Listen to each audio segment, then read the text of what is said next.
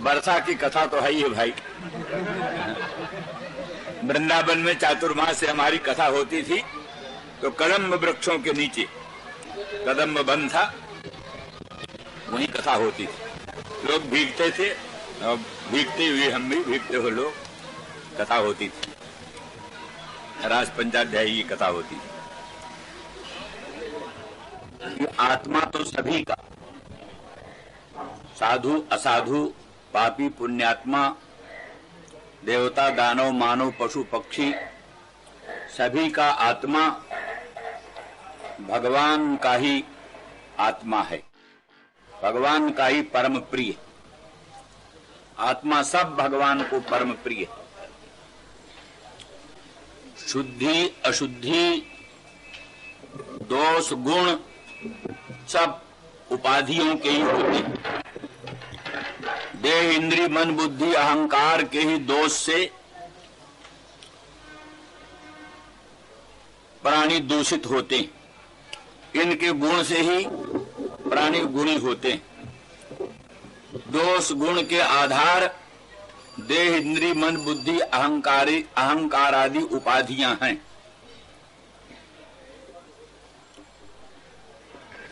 तो लेकिन वो देह इंद्रिय मन बुद्धि अहंकार आदि स्वभाव से अन्य पर होते हैं। यद्यपि युक्ति से तर्क से तो यही सिद्ध होता है संघातों की परार्थता। संघात परार्थ होते हैं। ये शैया है, प्रासाद है, मकान है, पलंग है, ये सब चीजें अपने लिए नहीं होती। पलंग पलंग के लिए नहीं, पलंग किसी अपने से भिन्न सोने वाले चेतन के लिए। अच्छे से अच्छे मकान, अच्छी से अच्छी भोग सामग्रियां, कोई भी वस्तु अपने लिए नहीं होती। अचेतन हरेक पदार्थ, अचेतन हरेक संहत पदार्थ किसी अपने से विलक्षण असंहत चेतन के लिए होती है। यद्यपि कहा जा सकता है कि पलंग भी एक संघात है और उस पर सोने वाला देवदत्त जगदत्त आदि व्यक्ति भी एक संघात है। एक संघात दूसरे संघाते के लिए होता है, परंतु इस तरह से अनवस्था प्रसंग होगा, अनवस्था प्रसंग होगा। वो संघात दूसरे संघात के लिए, वो संघात तीसरे संघात के लिए, वो संघात चौथे संघात के लिए अनवस्था प्रसंग होगा। दूसरी बात ये जोड़ना चाहिए कि शैया प्रासाद आदि संघात भी स्वविलक्षण के लिए है, ये तो मानना ही पड़ेगा। स्वविलक्षण तो शैया आदि अचेतन है, उस पर सोने वाला देवदत्त जगदत्त आदि व्यक्ति चेतन है। संघात होते हुए भी, संघात विशिष्ट होने पर भी चेतन है। तो इतनी ही व्याप्ति बनाओ कि संघात अपने से विलक्षण किसी अन्य के लिए होता है। जैसे शैया है, प्रासाद है और नाना प्रकार की भोग सामग्रियां हैं, वो अपने लिए नहीं होती, अपने से विलक्षण किसी अन्य के लिए होती हैं। मकान है, पलंग है, शैया है, ये सब अपने लिए नहीं होती, अपने से विलक्षण किसी जीवित जागृत चेतन देवदत्त आदि व्यक्ति के लिए होती। तो अब हमारा जो देह इंद्रिय मन बुद्धि अहंकार देवदत्त का है, जगदत्त का है, वो भी संघात ही है। उसमें भी देह है, इंद्रियां है, मन है, बुद्धि है, इन्हीं सबको झुरमुक्त देह। तो ये संघात भी स्वविलक्षण के लिए, अपने से किसी विलक्षण के लिए। तो विलक्षणता किस दृष्टि से होगा? तो ये संघात अनेकात्मक है, ये संघात जड़ है, ये संघात पर प्रकाश है, ये संघात सुख दुख मोहात्मक है। ये इससे विलक्षण क्या होगा? वो विलक्षण होगा अनेकात्मक से विलक्षण एकात्मक। ये अनेकात्मक है, उससे विलक्षण एकात्मक। और ये है पर प्रकाश, इससे विलक्षण होगा स्वप्रकाश। ये है सुख दुख मोहात्मक, इससे विलक्षण होगा सुख दुख मोहातीत। ये है सासंग, इससे विलक्षण वो होगा असंग। इस तरह से देहादि हमारा संघात जो है वो अपने से विलक्षण किसी असंगत स्वप्रकाश एकात्मक सुख दुख मोहातीत असंग चेतन के लिए होता है। इस दृष्टि से यद्यपि निश्चित होता है कि ये संघात परार्थ है और पर आत्मा है, आत्मा के लिए, तो भी ये तो परीक्षकों की कथा है। जो बड़े विवेचक हैं वो ये निर्णय करते हैं। तो भी निष्ठा तो बड़े भाग्य से बनती है जन्म जन्मांतर के बाद, लेकिन विवेचन कर लेते हैं। लेकिन निष्ठा यही हो जाए, देह इंद्रिय मन बुद्धि अहंकार आदि संहार असंगत स्वप्रकाश अखंड एक सुख दुख मोहातीत असंग चेतन के लिए है, ये निर्णय हो जाए, ऐसे निष्ठा भी हो जाए तो जन्म जन्मांतर का पुण्य। देखिए वस्तु स्थिति ये है कि ऐसा होने पर भी देह जो है अन्यार्थ है, पुत्र के लिए है, पिता के लिए है, पत्नी के लिए है, जाने कितने के लिए।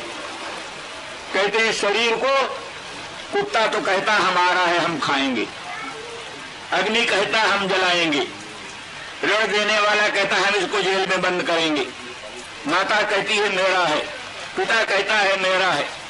इस तरह से अनेक ग्राहक हैं इसके, इस शरीर के अनेक ग्राहक हैं।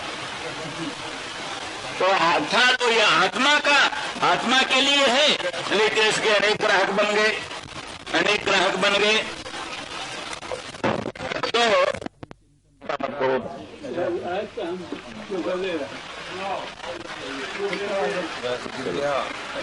हाँ, तो इसलिए है कहने का मतलब हुआ कि अन्न प्राणी, ये इंद्रियां सब अन्न पर हैं, इसलिए परांच खाने वितरण स्वयं नेत्र रूप दर्शन के लिए व्यग्र है, कान शब्द रसास्वादन के लिए व्यग्र है, रसना रसास्वादन के लिए व्यग्र है, और घ्राण गंध आघ्राण के लिए व्यग्र है। इस तरह से ये विभिन्न विषयों में तन्मय है, भगवत तत्व को आत्म तत्व को भूले हुए।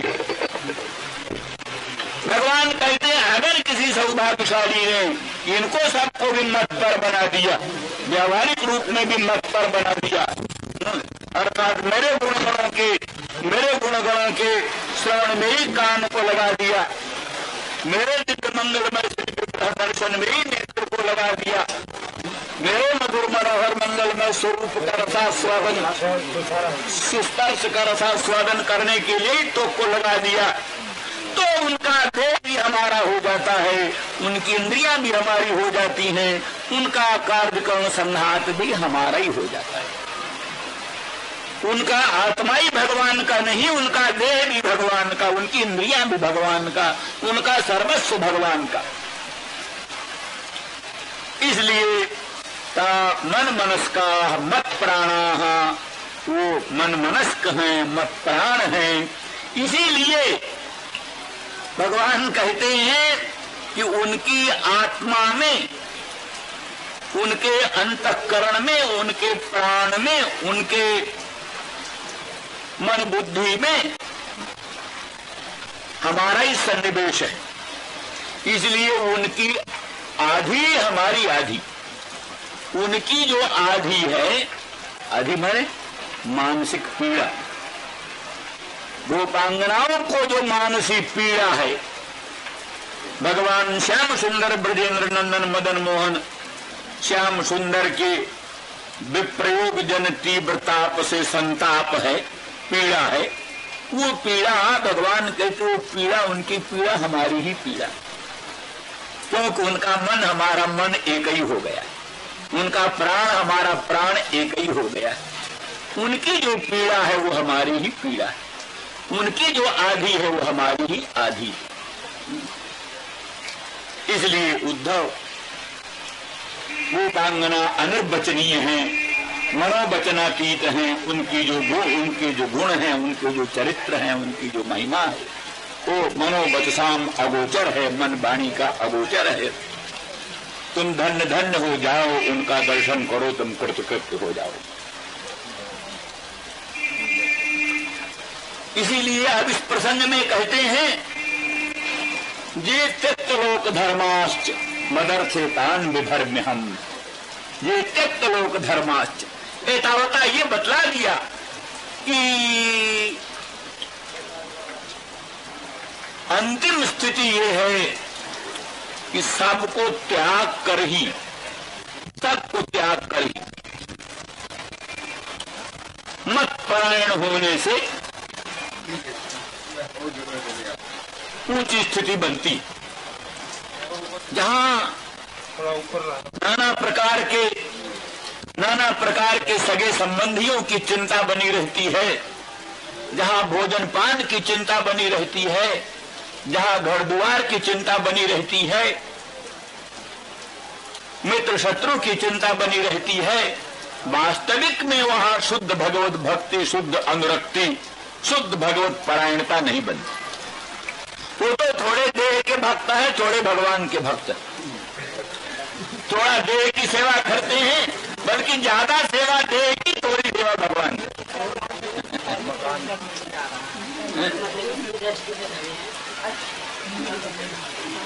तो भगवान की सेवा थोड़ी, अपनी सेवा ज्यादा। और कई लोग तो ऐसे हैं, भगवान का गुण कम गाते हैं, अपना गुण ज्यादा गाते हैं। उपदेश में कई बार अपना गुण वर्णन करते हैं, हमने ये हुआ, फलानी जगह ये हुआ, ये हुआ। तो भगवान का गुण वर्णन की अपेक्षा अपने गुण वर्णन में ज्यादा तात्पर्य रखते, और भगवान की सेवा की अपेक्षा अपने देहादि की सेवा करते। इसलिए वो कहते हैं भगवान कि असल में देह, दैहिक और प्राण, इंद्रियां, इन सब का त्याग बिना किए हुए, माने त्याग का ममता त्याग। त्याग माने ये थोड़ा नहीं है कि शरीर को कोई आग में जलाएंगे, ये नहीं है। आग में जलाने की बात नहीं, वो जैसा का तैसा रहे, लेकिन इनमें से ममता त्यागना होगा। देह दैहिक पदार्थों से ममता त्याग करके सर्वे त्यक्तव्याः, जैसे गोपांगनाओं ने मदर्थे त्यक्त दैहिकाः, मेरे लिए उन्होंने देह और देह संबंधी पति पुत्र आदि और भोजन पान आदि सब का त्याग कर दिया। तो बोले फिर भगवान सबको त्याग कर देंगे तो जीवन निर्वाह कैसे होगा? जीवन निर्वाह कैसे होगा? भोजन पान त्याग देंगे,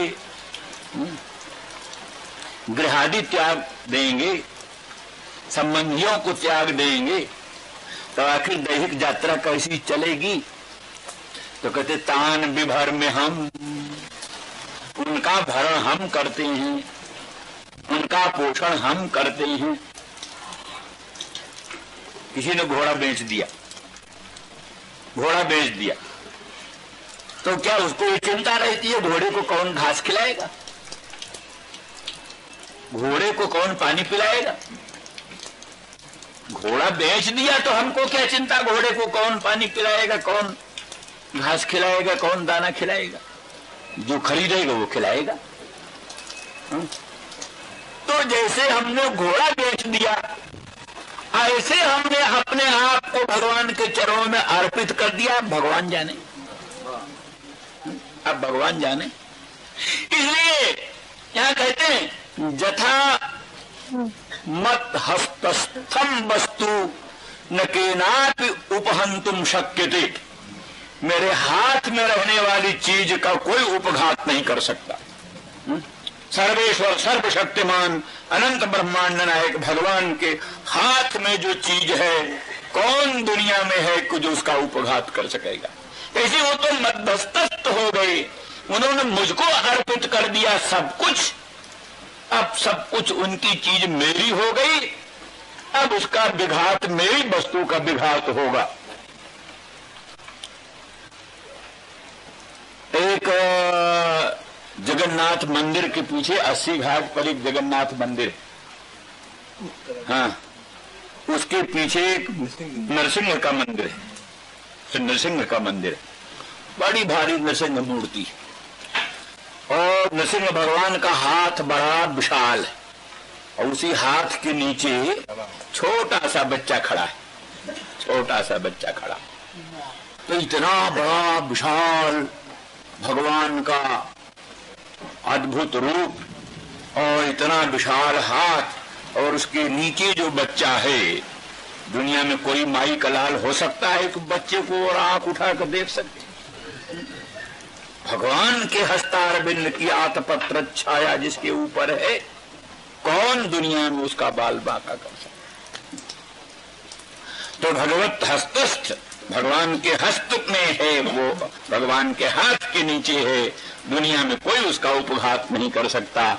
इसलिए कहते जिन्होंने अपना सर्वस्व मुझ में निवेदित कर दिया, सर्वस्व जिसने अपना सर्वस्व मुझ में अर्पण कर दिया, उनकी सब वस्तु, उनका संघात, इंद्रियां, मन, आत्मा, सब कुछ मत हस्तस्थ चीज है, मेरे हाथ की चीज है। उसकी रक्षा का उत्तरदायित्व, उसकी रक्षा का जिम्मेदारी हम पर है। तो हमारे हस्तस्थ वस्तु का कौन उपघात कर सकता है? इसीलिए अनन्याश्चिन्तयन्तो माम ये जना पर्युपासते तेषां नित्याभियुक्तानां योगक्षेमं वहाम्यहम्। भगवान गीता में कहते हैं जो अनन्य होकर नान्यो जैसाम ते अनन्या, तो जिनके और भी कोई है वो अनन्य कहाँ हुई? जिनकी और भी कोई है वो अनन्य कहाँ हुई? जिनके और कोई नहीं, बिल्कुल सबसे नाता तोड़ दिया। जननी जनक बंधु सुतदारा तन धन सहित सुहृद परिवारा, सब कर ममता ताग बटोरी, मम पद मन ही बांधि बट डोरी, समदर्शी इच्छा कछु नाही, हर्ष शोक भय नहीं मन माही, अस सज्जन मम उर बस कैसे, लोभी हृदय बसत धन जैसा। दुनिया की जितनी ममताएं हैं, स्त्री की ममता, पुत्र की ममता, धन की ममता, परिवार की ममता, सगे संबंधियों की ममता, ये ममता के तागे हैं, सूत्र हैं, ममता के सूत्र हैं। इधर ममता का एक सूत्र, इधर ममता का एक सूत्र, इधर ममता का एक सूत्र, ममता के सूत्र बिखरे हुए, बिखरे हुए। उन ममता के सूत्रों को बटोर लो, बटोर लो, बटोर कर इकट्ठा करके उनकी डोरी बढ़ लो, डोरी बट लो, डूब करके और उस ममता को एक भगवान में बनाओ, भगवान के चरणों में बांध दो अपने मन को। उसी ममता रूपी सूत्र की डोरी से भगवान के चरणों में बांध दो। बस तो समदर्शी हो करके सब इच्छाओं को त्याग करके भगवान के मन में मन मिला दो, भगवान की इच्छा में इच्छा मिला दो, भगवान के हृदय में हृदय मिला दो, भगवान की आत्मा में अपनी आत्मा को मिला दो। बस फिर भगवान कहते हैं अस सज्जन मेरे हृदय में ऐसा बसता है जैसे लोभी के हृदय में धन बसता है। ऐसे लोभी को धन में प्यार होता है, ऐसे उसमें मुझको प्यार होता है। तो ऐसी परिस्थिति में निरपेक्षम मुनि शांतम निर्वैरम समदर्शनम अनुव्रजाम्यहं तेषाम पूर्णेत्यंग्रेणुभिः। निरपेक्ष है, मुनि है, शांत है, निर्वैर है, समदर्शन है। ऐसा जो महामुनीन्द्र अंतर्मुख भगवत भक्त, उसके हम पीछे पीछे चलते हैं, क्योंकि उसके चरणों से धूली उड़कर हम पर पड़ेगी, हम पवित्र हो जाएंगे। भगवान के ये भगवान का, उनके चरणों की धूली से हम अपने को पवित्र करने के लिए उनके पीछे पीछे चलते हैं। वह राम स्वभाव जन जाना तिन्हि भजो न तनि भाव न आना। जो भगवान के स्वभाव को जान लेते हैं, उनको सिवा भगवान के भजन के और कोई भाता ही नहीं। जो भगवान का ये स्वभाव समझ लिए, निरपेक्षम मुनि शांतम निर्वैरम समदर्शनम अनुव्रजाम्यहं तेषां पूर्णेत्यंग्रेणुभिः। असज्जन मम और बस कहते, लोभी हृदय बसत धन जैसे, इत्यादि इत्यादि भगवान के स्वभाव को जिन्होंने समझ लिया, उनको फिर भगवान का भजन छोड़कर और कोई वस्तु अच्छी लगती नहीं।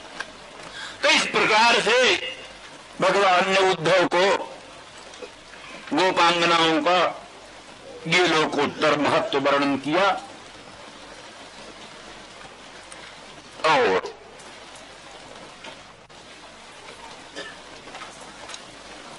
कहा, हे उद्धव, वो गोपांगना मयिता प्रेयसाम प्रेष्ठे दूरस्थे गोकुल स्त्रियः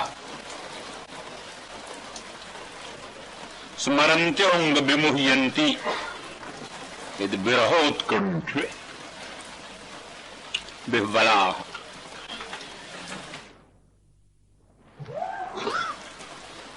मयिता प्रेयसाम प्रेष्ठे, दो वस्तुओं में उत्कर्ष का वर्णन करना पड़ता है तो तरप प्रत्यय और ये सुन पूर्ते होगा। तरप और ये सुन, वहां बहुत वस्तुओं में उत्कर्ष का वर्णन करता है, बहुत वस्तु, वहां अमप और इष्ठन। तो बहुतों में जहां उत्कर्ष वर्णन करना होता है,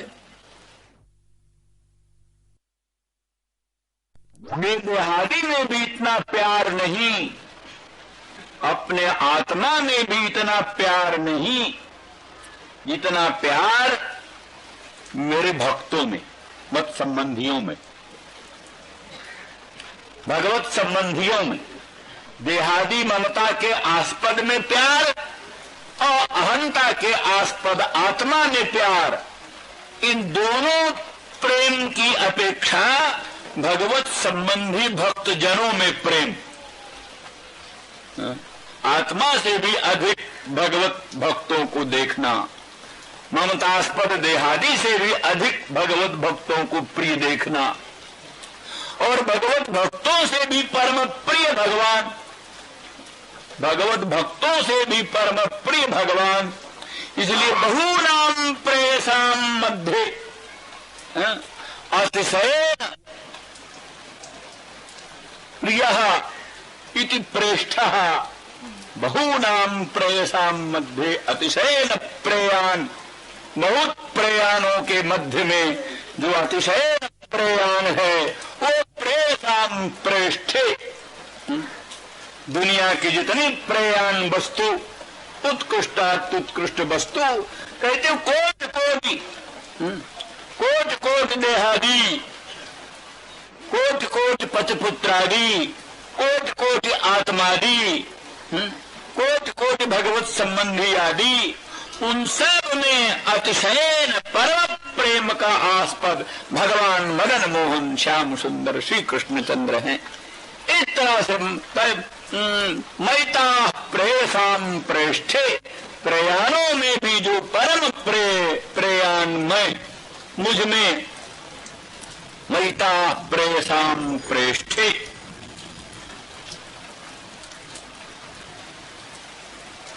दूरस्थे,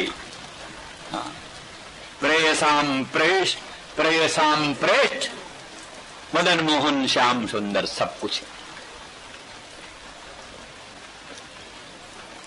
पीछे कहा ना कि दैतम प्रेष्ठम आत्मानम मनसागतादि, पहले श्लोक, दैतम, मुझको अपना दैत मानती, दयावान, दया संजाता अस्येति दैतः, दयावान पति, दयावान परम पति भगवान श्याम सुंदर कृष्णचंद्र।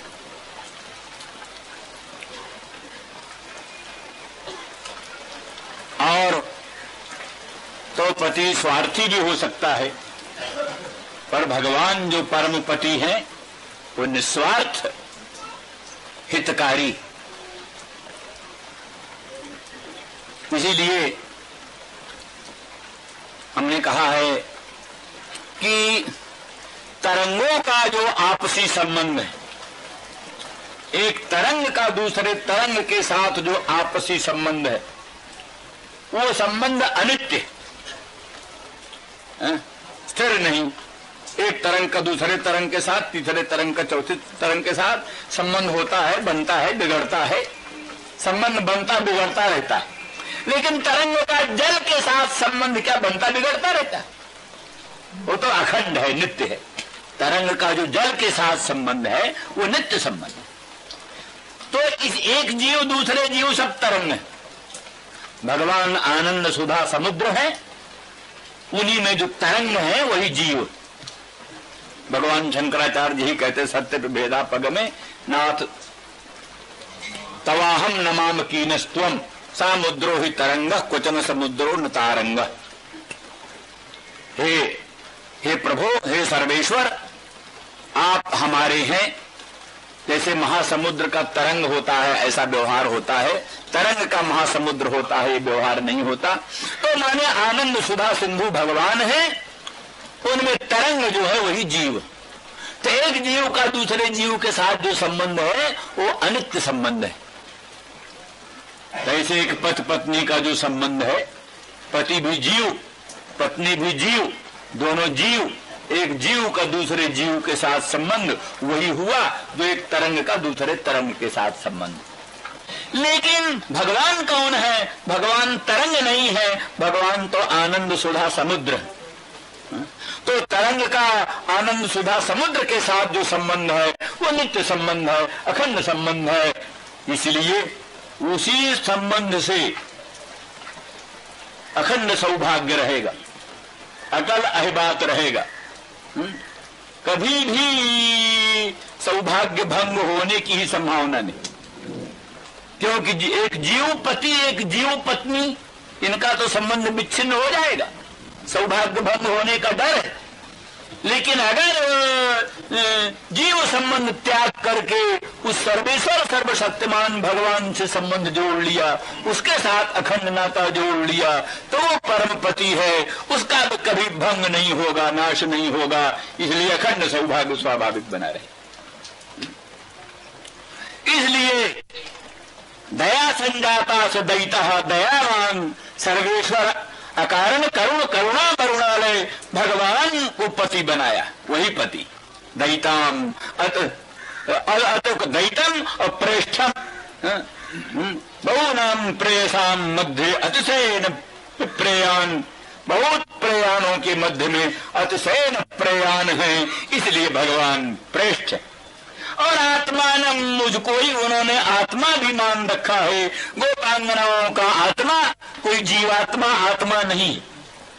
तुम्हें वेदांत का सिद्धांत है, वेदांत भी तो अहमर्थ को आत्मा नहीं मानता। अहमर्थ आत्मा नहीं है, जीवात्मा आत्मा नहीं है, किंतु भगवान सर्वेश्वर ही आत्मा है। तो भगवान है, हाँ, वाच्यार्थ नहीं है, लक्ष्यार्थ है। इसलिए भगवान ही आत्मा है। इसलिए वो हमको दैत मानती है, प्रेष्ठ मानती है, आत्मा मानती है। मनसा गता, गता माने जे गत्यर्थास्ते बुद्ध्यर्था, जिनका गति अर्थ है उनका बुद्धि भी अर्थ है। इसलिए निश्चितवत्या मन से मुझको ही दैत, मुझको ही प्रेष्ठ, मुझको ही आत्मा निश्चित कर लिया है गोपांगना जनों ने। तो वो जो आत्मा है प्रेषाम प्रेष्ठ भगवान मैं हूं, वो दूरस्थे दूर हूं, दूरस्थे प्रेषाम प्रेष्ठे मैं दूरस्थे। ता गोकुल स्त्रियः, इतर स्त्रियां नहीं है, गोकुल की स्त्रियां। गोकुल स्वभाव से प्रेम प्रधान जगत, दुनिया में प्रेम प्रधान जगत गोकुल। गोकुल की स्त्रियां हैं, स्वभाव से अनुरागिणी। स्त्रियां स्वभाव से अनुरागिणी होती हैं सब। भगवान ने एक संपत्ति दे रखा है उनको, अनुराग की, प्रेम। वो संपत्ति पुरुषों में नहीं, जो अनुराग की संपत्ति है उस स्त्रियों में। तो अब ये दूसरी बात कि उसका सदुपयोग करें कि दुरुपयोग करें। सदुपयोग करें अपने अनुराग की, तो वो अनुराग संपत्ति भगवान ने स्वभाव से दे रखा है। उस अनुराग को भगवान के चरणों से संबंधित करके धन्य धन्य बन सकती, और उसी अनुराग को संसार में लगा दिया तो फिर उससे अधन्य अधन्य भी हो सकती। तो तत्रापि गोकुल स्त्रियः, गोकुल की स्त्रियां हैं, इनका तो अनुराग लोकोत्तर सीमा पर है। उन्होंने वर्णन किया है कि गोकुल की ब्रज की साधारण स्त्रियां भी स्त्री, रमा है स्त्री। साधारण वृक्ष भी वहां के कल्प वृक्ष, साधारण वृक्ष भी कल्प वृक्ष हैं, साधारण स्त्रियां भी लक्ष्मी, ब्रज की स्त्री। तो गोकुल स्त्रियः, विशेष करके ये हमारी प्रेयसी गोपांगना जन, उन्होंने हमको दैत और प्रेष्ठ और आत्मा मन से निश्चित कर लिया है, और उनकी आत्मा में दूर हूं। मैता प्रेसाम प्रेष्ठे, और स्मरन्त्योंग विमुह्यन्, स्मरण करती, मुझको स्मरण करती, स्मरण करते ही मूर्छित हो जाती, स्मरण करते ही विमोह हो जाता है, मूर्छा हो जाती है। वल्लभाचार्य जी कहते हैं मूर्छा होती है, भीषण प्रहार से मूर्छा होती है। भीषण प्रहार से, किसी पर भीषण प्रहार हो तो मूर्छा हो जाती है। तो भीषण प्रहार अस्त्र शस्त्र का ही प्रहार नहीं, श्री कृष्ण सम्मिलन की संभावना का अभाव से विशिष्ट जो स्मरण, श्री कृष्ण के मिलने की कोई संभावना नहीं। सखी मदन मोहन श्याम सुंदर अब नहीं मिलेंगे। श्री कृष्ण सम्मिलन की संभावना का जो अभाव, वो अभाव, सम्मिलन संभावना अभाव से विशिष्ट जो स्मरण है, वो कोट कोट वज्रपात की तुल्य भीषण प्रहार। जैसे वज्र का प्रहार है, वज्र प्रहार से भी भीषण प्रहार है। जब उनको ये निश्चय, उनको भगवान का स्मरण होता है और निश्चय होता अब मदन मोहन नहीं मिले, अब मेरे श्याम सुंदर, अब मेरे प्राणनाथ, अब मेरे प्रियतम, अब मेरे मदन मोहन इस जीवन में नहीं मिलेंगे। इस प्रकार से सम्मिलन संभावना के अभाव से विशिष्ट जो स्मरण है, वो भीषण प्रहार के तुल्य उनके हृदय को आहत कर देता है, इसीलिए मूर्छित हो जाती। स्मरन्त्योंग विमुह्यन्ति, अंग संबोधन करते हुए मालूम पड़ता है भगवान भी प्रेम में विह्वल हो गए, और गोपांगनाओं की स्थिति को स्मरण करते हुए स्वयं भी अपने आप को संभाल सकने में असमर्थ होते हुए, हे अंग, बड़ा मधुर संबोधन, हे अंग। उद्धव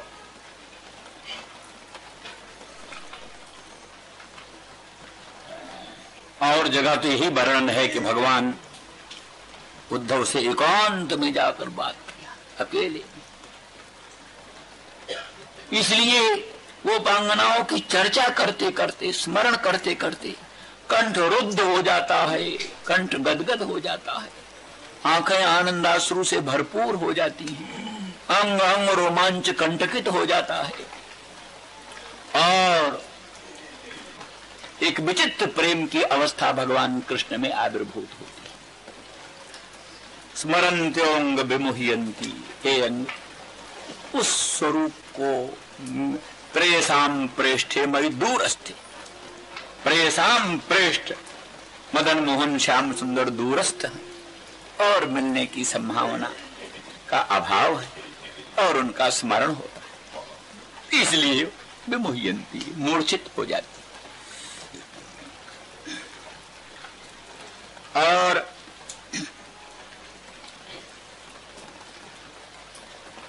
किसी तरह से जीवित रहती, कथनचित जीवन धारण करती। इस पर बड़ा सुंदर भाव वो ये है कि वस्तुतः ये भाव श्रीधर स्वामी ने लिखा, श्रीधर स्वामी ने स्वयं लिखा। महान अद्वैतवादी वेदांत निष्ठ श्रीधर स्वामी लिखते हैं कि वस्तु स्थिति यह है, उनका आत्मा मुझ में, उनकी आत्मा, गोपांगना जनों की आत्मा मुझ में प्रतिष्ठित, इसलिए वो कथनचित जीवित। अगर उनकी आत्मा उनके देह में होती तो निश्चित ही ऐसे विप्रयोग जन तीव्र ताप में वो दग्ध हो जाती। ऐसे विप्रयोग जन तीव्र ताप में वो अवश्य दग्ध हो जाती। जीवित इसलिए है कि उनकी आत्मा मुझ में स्थित है, इसलिए मुझ में स्थित होने के कारण वो जीवित है। इस संबंध की कहानियां जान लेनी चाहिए। एक थाईलैंड की कथा, राम कीर्ति, हिंदी में उसका अनुवाद है राम कीर्ति, वहां की भाषा में राम कियन नाम से प्रसिद्ध। तो उस कथा में विशेष वर्णन है कि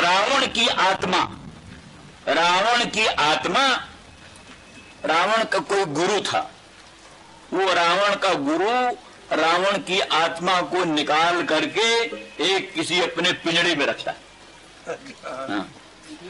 तो वो रावण की आत्मा पिंजड़े में बंद रहती थी, इसीलिए राम यहाँ कितना मारे रावण को, कितने सिर काटे, कितने उनका पांव काटे, हाथ काटे, रावण मर नहीं देता था, नहीं मरता, क्योंकि आत्मा ही उसमें नहीं, उसकी देह में आत्मा नहीं।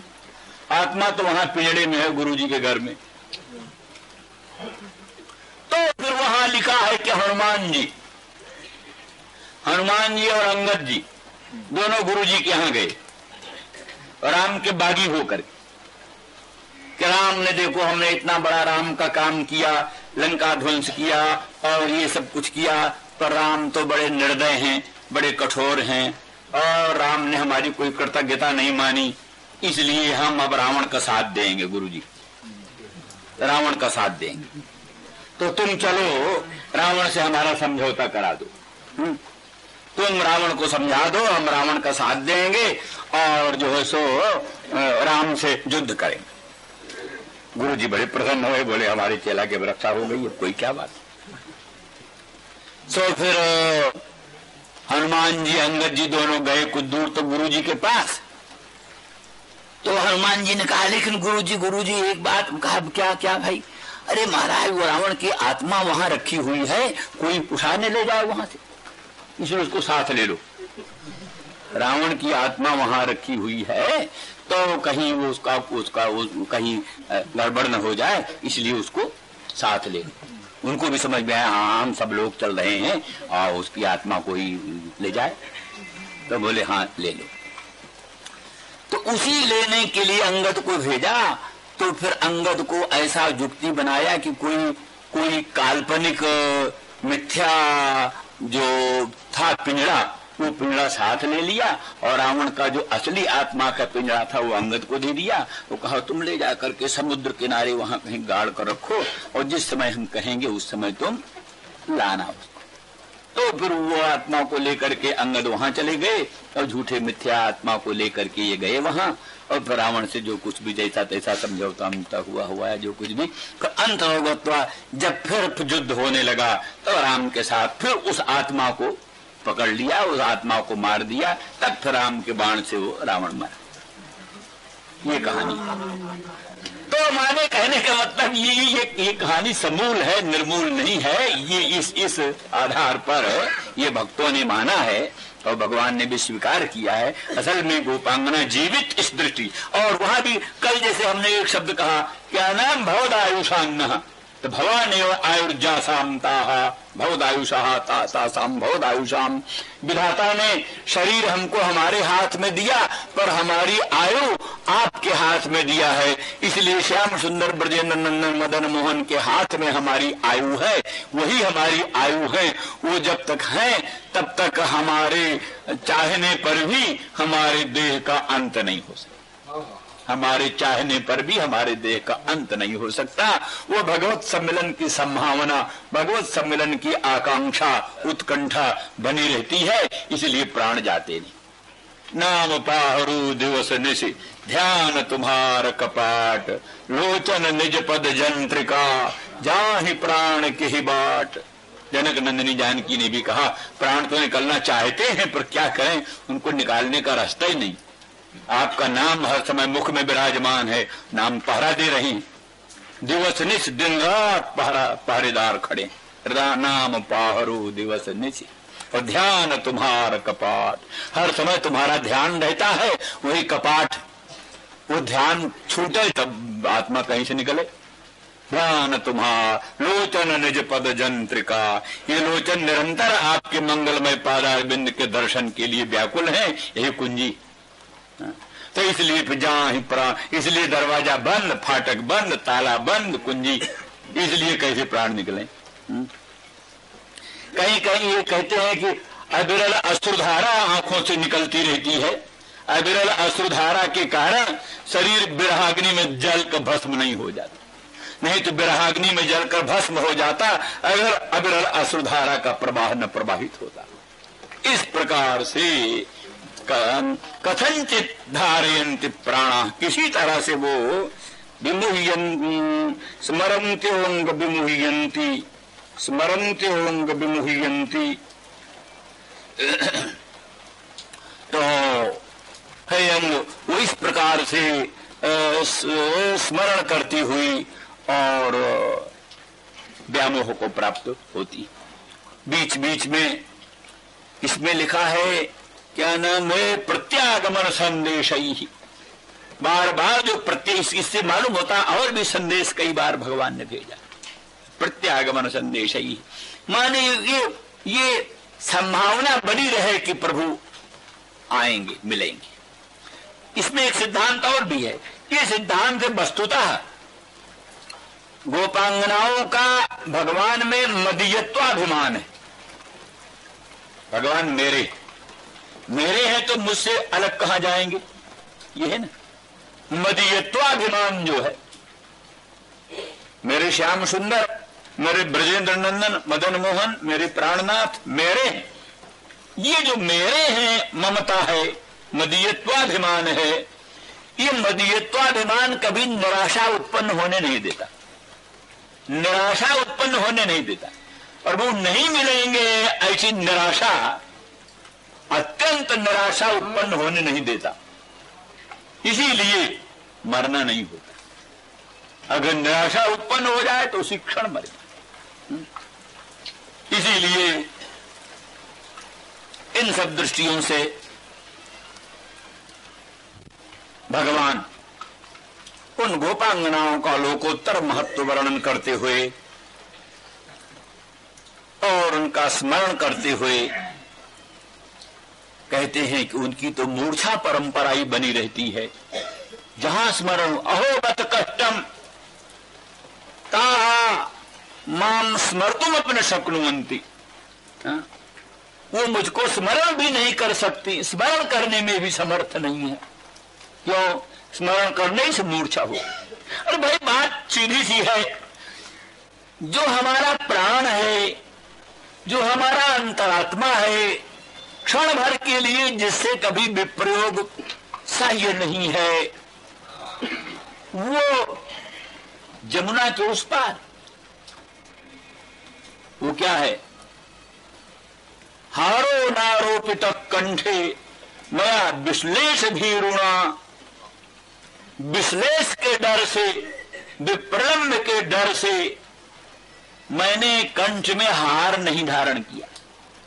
हार धारण करने से प्रियतम सम्मेलन में कुछ व्यवधान हो गया। कहते रोमांच होने को खराब समझती, रोमांच, प्रियतम सम्मेलन में जो रोमांच होता है वो भी भगवत सम्मेलन में कुछ व्यवधान पैदा करता है। तो जहां हारो नारोपित कंठे, कंठ में हार नहीं धारण किया विश्लेष के भय से, तहां अब हमारे उनके बीच में जमुना, हार ही नहीं जमुना है हमारे उनके बीच में। हाँ।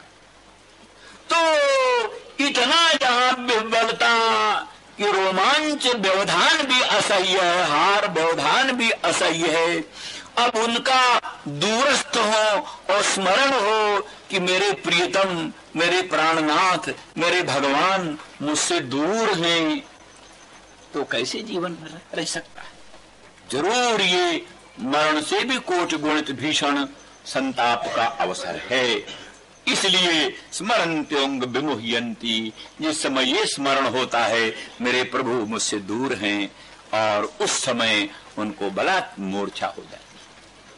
इस तरह से स्मरण तो कम होने पाता है और मूर्छाई की परंपरा ज्यादा रहती है। इसलिए उनकी रक्षा का एकमात्र मार्ग है कि उनको आश्वासन हो, उनको आश्वासन हो, और वो मदीयत्वाभिमान उनका दृढ़ जागरूक हो, और सम्मेलन की संभावना, आश्वासन उनको मिलता रहे। इस तरह से अब दूसरा प्रसंग है थोड़ा लंबा, तो इसलिए श्री राम जय राम जय जय राम बिरह उत्कंठ बिह्वला।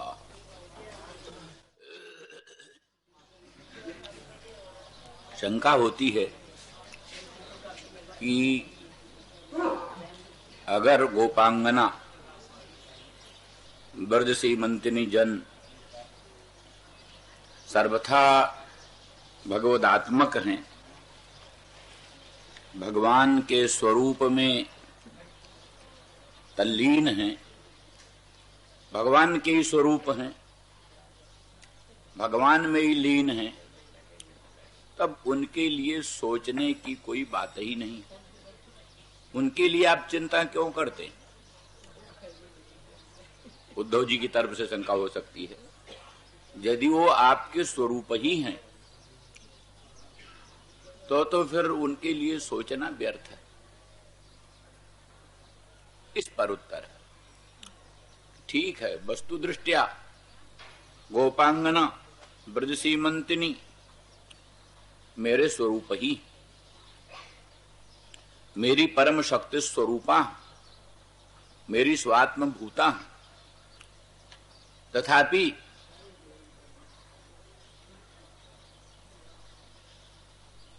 अनवधानता में जब बाह्य वृत्ति होती है तब उनको विप्रलंभ की प्रतीति होती है। अंतर्मुख होने पर तो मुझ अनंत अखंड सर्वेश्वर सर्वशक्तिमान श्री कृष्ण को ही वो अपने में अनुभव करती, परंतु कभी अनवधान होने पर, असावधान होने पर, व्यग्रता वशात, बाह्य वृत्ति होने पर उनको हमारे विप्रलंभ की प्रतीति होती, हमारे वियोग की प्रतीति होती। उस वियोग की प्रतीति में ही उनको संताप होता है।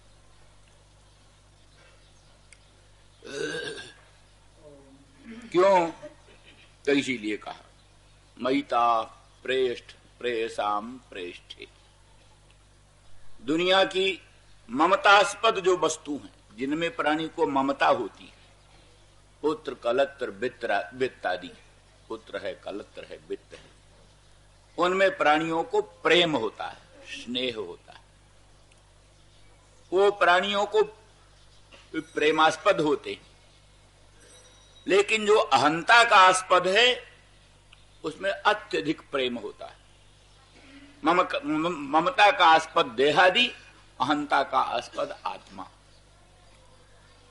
तो पुत्र कलत्र वित्त किसी में इतना प्रेम नहीं होता जितना आत्मा में प्रेम होता है। आत्मा के अनुकूल होने से ही उन वस्तुओं में प्रेम होता है, आत्मा के प्रतिकूल होने पर उन सब वस्तुओं में द्वेष हो जाता है।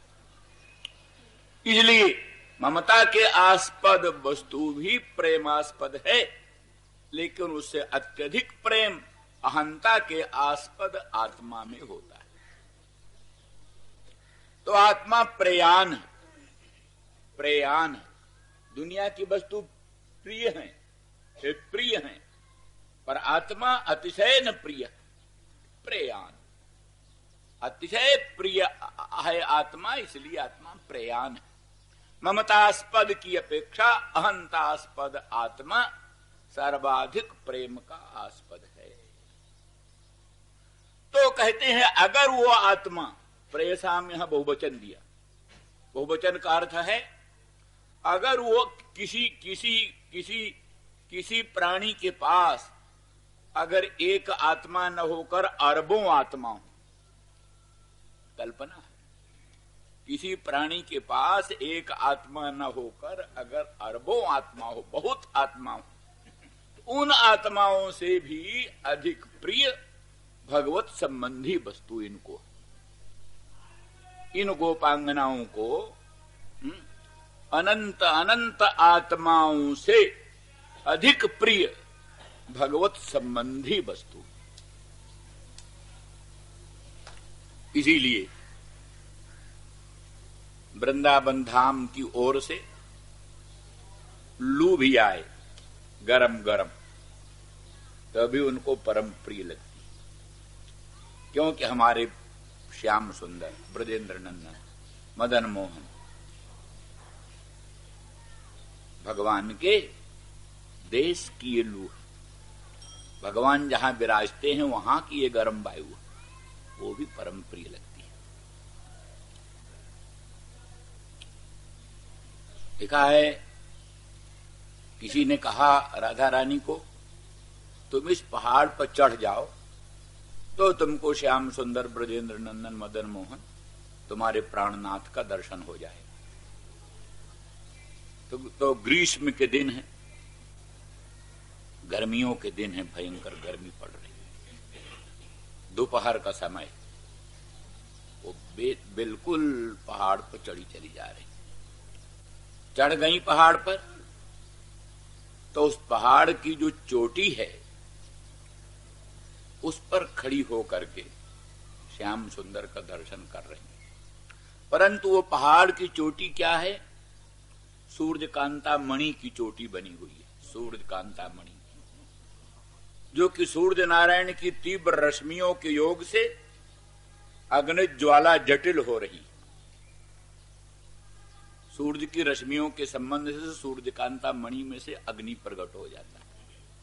तो सूर्यकांता मणि का वो जो शिखर है, वो शिखर सूर्य रश्मि के संसर्ग से अग्नि ज्वाला जटिल हो रहा है, उस पर, उस शिखर पर पांव रख करके श्याम सुंदर का दर्शन कर रही हैं और अनुभव कर रही हैं मानो बड़े शीतल सुकोमल कमल पर हमारा चरण। अनुभव ये हो रहा मानो बड़े शीतल सुकोमल कमल पर हमारा चरण है।